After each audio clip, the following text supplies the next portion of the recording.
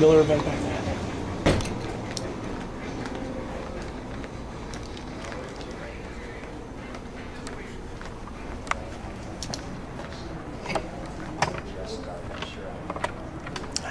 Hi, how are you? Doing all right?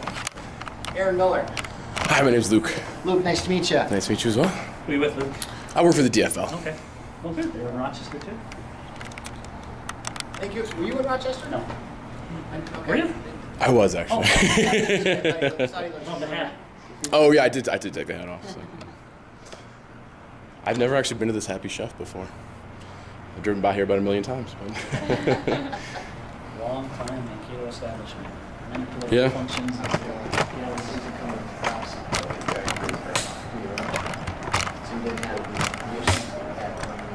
Well, we did, but not.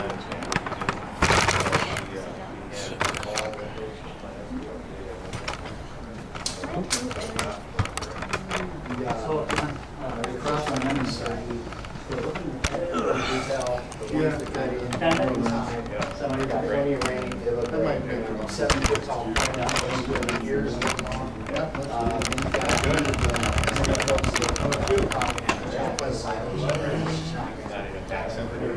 There's a lot of fields where the guys are talking to right now, they're just spraying it, just waiting to take an insurance check on it, and start getting their. maybe that was that. Oh, okay. You know, Mark, Illinois. This Bob here. Oh, it's Bob, I'm sorry about that, probably. Trying to have a lot of folks today, so. I'm good. I'm here with paper? Oh. Yeah. Oh, there you are. Hey, Mark, I didn't think you'd be here. Good to see you. Yep, Lynn is. Just identifying myself. Oh, Bob's for that. Yeah. Good to see you. You usually see Yeah. Actually, Joe here is going to be the campaign media contact. Oh, This is Mark from Mankato Free Press. I used to cover the congressional campaign scene. It's another guy. Phil Lynn, but Dan Lynn. We saw one of them on Christmas. Nice to see you though. $1 million project. Oh, goodness, okay. You pay a little attention to what's going on. Sure. So you like fish? Any kind of a press package I'd rather do it on my own. Pretty simple. No, we're, general bio, right at the home, my wife does a campaign message feed. Thank John Brown. Okay. Sure. There's a little process. Absolutely. That whole process. Absolutely. I have to pay attention to what's going on. My wife would skin me around. I walked away, and of course, she wants to sometimes already, and we're just getting into this on day one. We're all about doing things right the first time. So, pay attention. It's first initial, last name. Well, we're trying to surround ourselves with a team that's done this before, because I'm a newcomer You tell to people, politics, Dan and Lynn will be the main guy, but state elections over on the eastern side, just helping out state candidates and things like that. Yeah. As far as from the candidate, I'm right here, this is the first four interviews, so I wanted to make sure that we get it right the first time. Yeah. Because it's right. And it's just a career, continually run over and over again. So we give it our best, and when we're elected, we'll try to change a I'll couple keep that. things. I'll meet him. I'll talk to him somewhere down the road. And 5 years later, I'm like, I haven't talked to him in 5 years. There's a lot to be learned from the founding fathers, the farmers and businessmen. They went to, they gathered in Congress, and we did some great things. Working there. yeah. Fascinating guy. you know, I think Friday afternoon, what happened at 4 o'clock in the afternoon was a good culmination. I mean, here we have Congressman ready to go away for about a 5-week vacation, and some people will say that's a benefit, he's not going on vacation. But, you know, the last thing they did is they come together with the White House and they make an agreement accepting themselves and staff from paying the additional increased rates for Obamacare. Saying, well, you guys haven't agreed to anything in years, and now all of a sudden you can get that done in an afternoon. Yeah, and on a Friday night, Friday afternoon news cycle. You know, but I just, that's the kind of stuff that we can't handle. That's what's going on. So, those of us that are just normal, regular citizens that have jobs and businesses and farms, you look at that and you read that and you just shake your head. You wonder how that could be possible. I was born and raised in central Iowa, outside of Ankeny, but I've been in Byron, or the Rochester area for about 18 years, almost 20 years. I figure that if I've survived 18 winters in southern Minnesota, I can call myself a Minnesota. So we've got 2 kids in public school over there, fantastic schools. It's just, we've got really good schools in Byron, so we're fortunate there. Which one did you campaign on? I'm from. You like the area? What's that? Yeah, there's a couple good ones out there. I am Carol Alva's But, house. you know, again, central Iowa's not that much different from southern Minnesota. Really, the folks are about the same, the values are about the same. I grew up in a farming family, sharecropper farm. And I said sharecropper last night to Brad. He said, "What's a sharecropper? Do we even have those anymore?" I said, "I don't know if we have them anymore, but we did when I was growing up." So, in fact, it wasn't that uncommon. Ready? I am. Folks, we can kind of join us around the tables over here. So there's water if you need it. Some cups and glasses and pitchers here. Mark, how you doing? Hello, good to see you. Are you on the beat for, Filling in for Linehan today, so Are ya? copy desk. I thought I heard somebody else was doing your gig here. Yeah, Linehan will be the main. Okay. Yeah, he's a good guy. Get a little warm.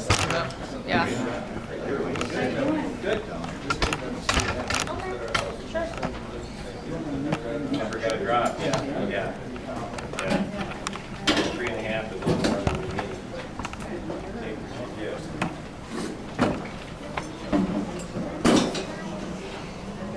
Here's a supporter, or he's. Over this way. You're gonna sit on the end there, Jack? Yeah. Okay. Maybe Jack, you be okay? I'm just here learning. Okay.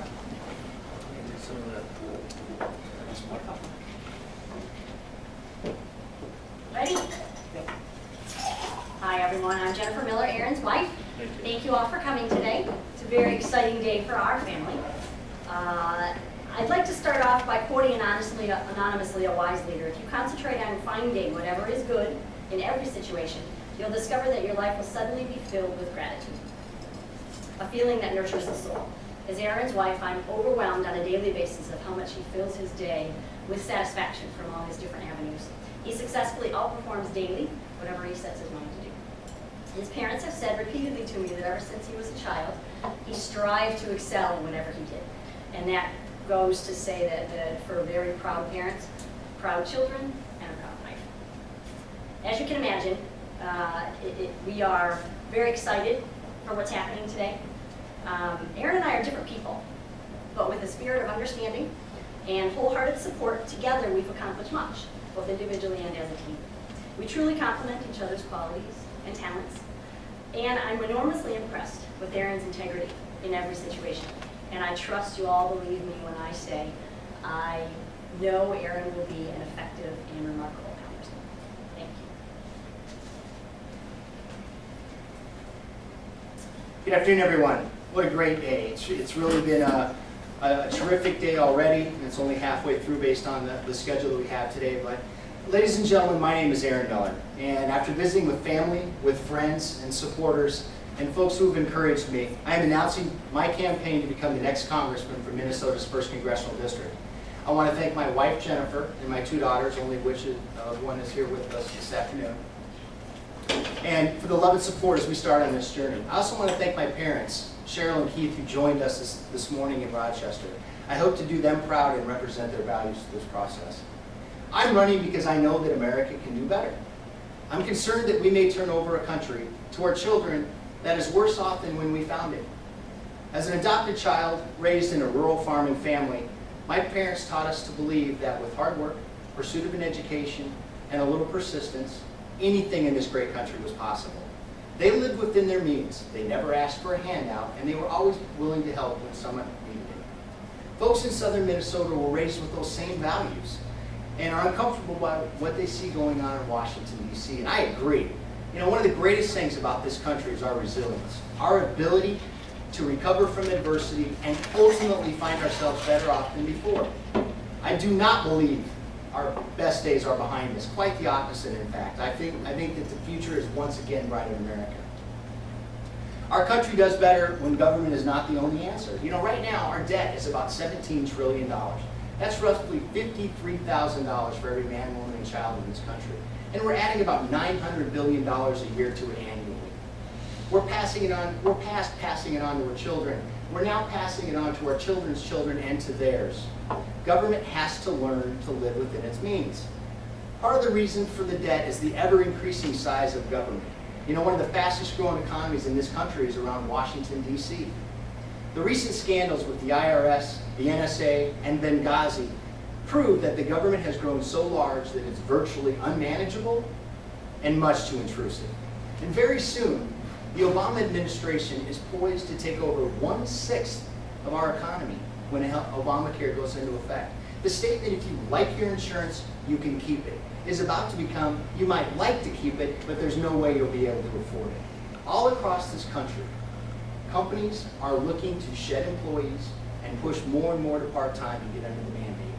I had a business owner this morning that asked me that question in Rochester. He said, here's what I'm doing with my full-time employees. And it's happening all across the country. According to a recent study, 83% of physicians are considering quitting. 90% say that we're headed in the wrong direction with healthcare. It is already headed for failure and has yet to be fully implemented. You know, in fact, last Friday, Congress, on their way out to a 5-week vacation, agreed with the White House that next year, Congress and their staff will be exempt from the increase in rates via Obamacare. If Congress doesn't have to follow their own laws, real reform will never occur. Healthcare reform is possible and necessary, but we can do better than Obamacare. As we struggle through the worst economic recovery since the Great Depression, Tim Walz wants you to believe that this is the best we can do, the new normal. I disagree. By allowing business to do what they do best, which is grow and create jobs without burdensome mandates from Washington, we will grow ourselves out of this slow economy and not accept Tim Walz's version of the new normal. He wants you to believe that he's the moderate from Mankato, you know, when he's here in Minnesota. But his liberal voting record just doesn't reflect that. Folks, America does better when government is not the only answer. As a combat veteran with 4 tours and 27 years in the military, I look forward to serving the constituents of the 1st District with the same loyalty and commitment that I give my comrades in arms. I assure you that I will work harder than any other candidate in this race to understand what the folks in southern Minnesota want from their congressman, and more importantly, I will represent your values once I'm elected. We can, again, regain the momentum that has kept America on top for generations, but it's going to take common sense values, like fiscal responsibility, reining in wasteful spending, and real government reform. Ladies and gentlemen, my name is Aaron Miller, and I am running to be the next congressman from southern Minnesota. Thank you.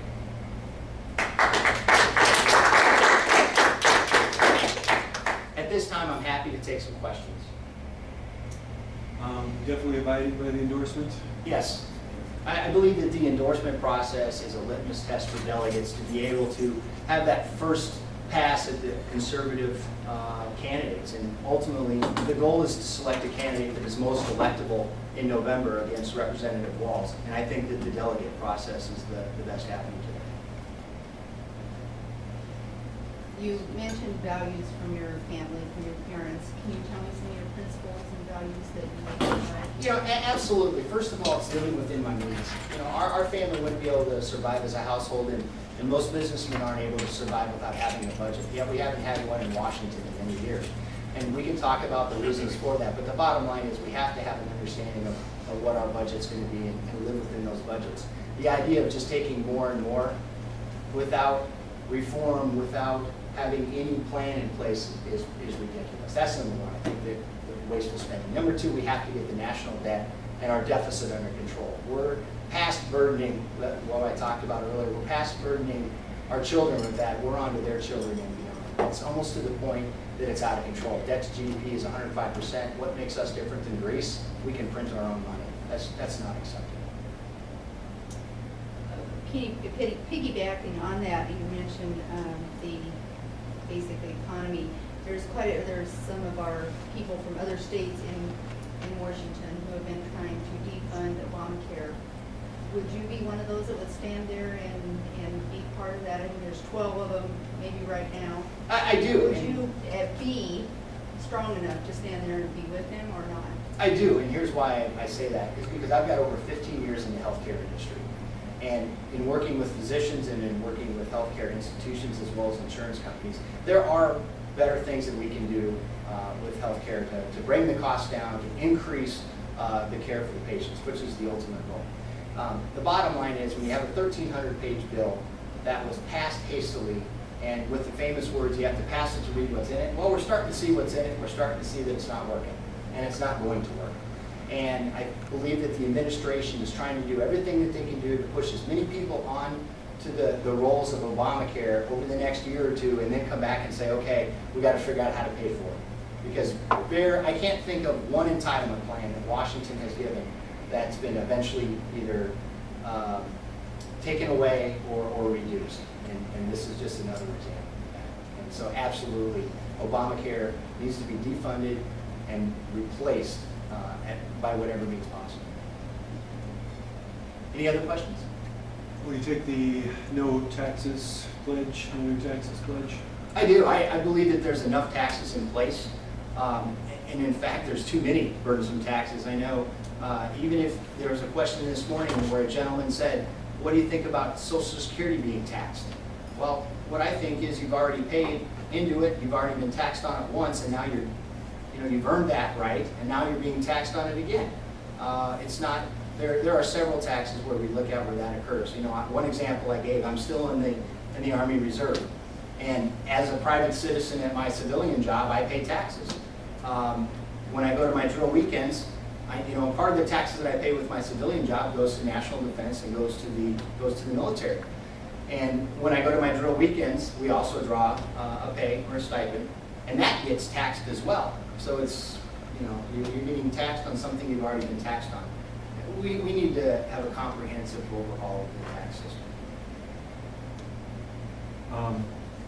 If you're elected, I know you're probably hopeful that the Senate will be Republican, but you'd be working with the Democratic president. What's your approach or philosophy for working within a divided government? Yeah, one of the things that I like to remind folks is in potentially one of the more harmonious times in Congress, in the 50s and the 60s and 70s, 82% of congressmen and women were combat veterans. And now it's 19% that have ever even served in the military. And I think there's a little bit of kinship and camaraderie when you can sit across the table from someone that ideologically you're opposed to, or that ideologically you're very different from, but be able to agree on one thing. Hey, I've walked the same sand dunes, we walk in the same pair of boots. I mutually respect you, and I would assume that you have the same respect for me, being veterans and being kins of the military and the armed forces. Now let's get down to solving the problems of the country instead of the bickering and the backbiting that's been going on and virtually paralyzed this nation for the last couple of years. Seems like a fairly early start to the campaign. What do you talk a little bit about your strategy, how to accomplish what the previous 5 Republicans haven't been able to? Yeah, well, right now there's only there's one of the candidates that's announced, and I know there's a lot of discussion about who may get in and who may not at this point in time. But I don't know whether I view it as getting in early, or some people say getting in late. This was just the right time for our campaign, and we wanted to make sure that when we stepped out this morning and announced that we had the right team in place and the right resources in place to launch the campaign in the professional manner that we're going to run this campaign. we're not going to get outworked. And if I would have announced a month ago, I don't think we would have been ready. We're ready today. And I think that you can see that by the media reports that we've received already as we were coming over here and the phone calls and things like that. So I don't think we're early at all. I think it's just our time today. Without giving away any secrets, what's going to make your campaign more successful than previous Republican opponents for Walls? You know, we can go back to 2012 and 2010 and maybe Monday morning quarterback on why those campaigns were successful. I've spoken to the candidates over that have been the candidates for the last couple of years, and I've learned from them. We have one of the candidates in the room right now. And I think what's important is to know that Monday morning quarterback doesn't do anything for us. What we can do is look forward to how I feel that I can help the country, how I feel that I can better the situation in southern Minnesota and represent the conservative values that I think are more prevalent in the 1st District than maybe our current representative espouses. You know, the other thing to take a look at, and I think this is really, really important, is 2010 and 2012 were divisive times for the Republican Party. As I traveled the district and I talked to folks from different parts of the district, I hear that, you know, a very tumultuous tone coming from the last couple of elections. And in order to be successful in southern Minnesota, we have to gather together as Republicans and say, you know what, instead of fighting and arguing about the 4 or 5% of the things that we don't agree upon, we need to take the 95% that we do agree upon and start there and continue to discuss the 4 or 5% that we don't agree upon. Because without having a united party that's all on board together heading in the same direction, we'll never win another election down here. So I think it's very important that we discuss that message and have that message as a united Republican Party.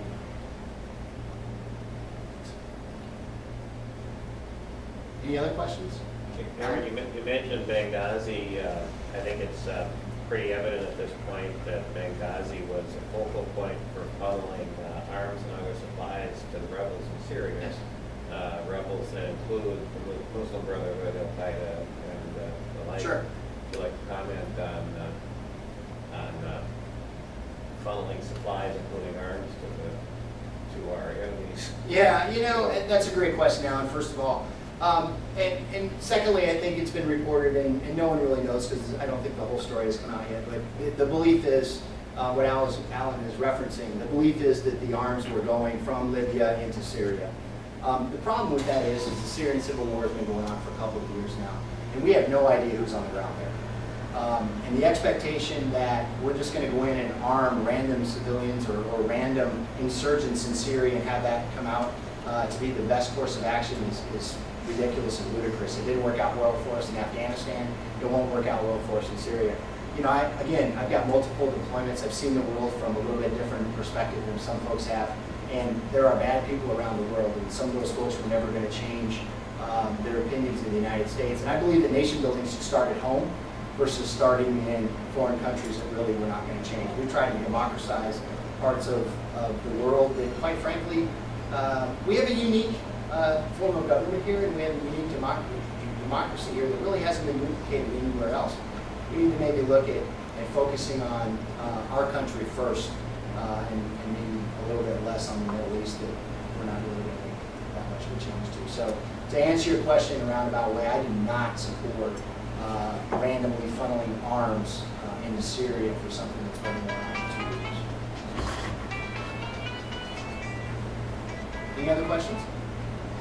Well, I appreciate you taking time out of your day to come out and do a meet and greet, and I'll be around for the next couple of minutes before we take off to our next campaign event. Thank you very much. I appreciate it.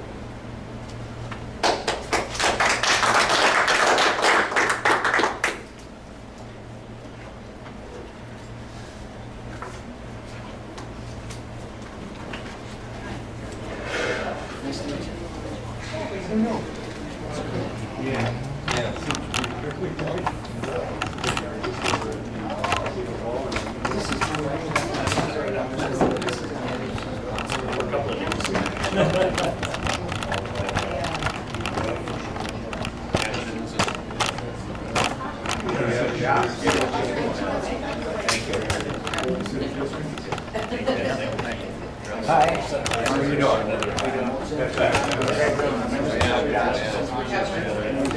saw you've been around town since morning. But anyway, for me, I mean, that's what I would bring it up. Yeah, yeah, yeah. All right.